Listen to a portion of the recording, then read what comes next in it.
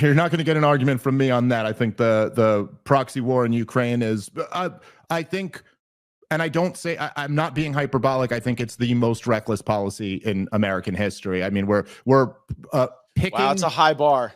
Well, I mean, look, it really could be, though. I mean, we won't have time to debate. You won't have much time to say, I told you so, if it results in, thermonuclear meltdown of the planet. Look, even in the height of the Cold War, when you didn't have to make up the idea that Russia was an expansionist power, when they were actually controlling half of Europe, we never had anything as reckless as a policy of a war in Ukraine approving strikes into Russia. I mean, even back then, even in the war in Vietnam or in the war in Korea, there was never a thought that we would be okay, because everybody involved knew, well, there's the nuclear threat. You can't do that. You have to take that at least somewhat seriously.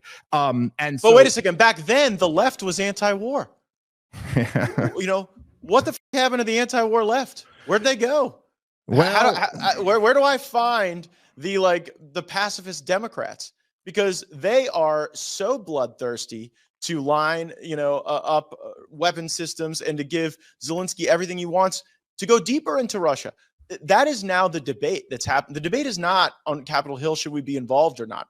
My side has lost that debate. There's overwhelming support for involvement on Capitol Hill. Not so much in our neighborhoods and on Main Street, but here on Capitol Hill where all that defense contractor money flows. So now it's just about, can anyone think of a weapon system that can go deeper into Russia?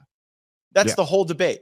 And you just wonder, at what point is Putin able to consolidate a sufficient amount of political support in his country to engage kinetically directly with the United States? And then we were doing all of this over which guy in a tracksuit got to run Crimea in the Donbas region?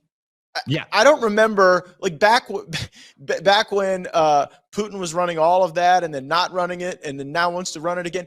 It hasn't fundamentally changed quality of life for my bosses in Northwest Florida, but it sure as hell will if this thing goes to a catastrophic ending.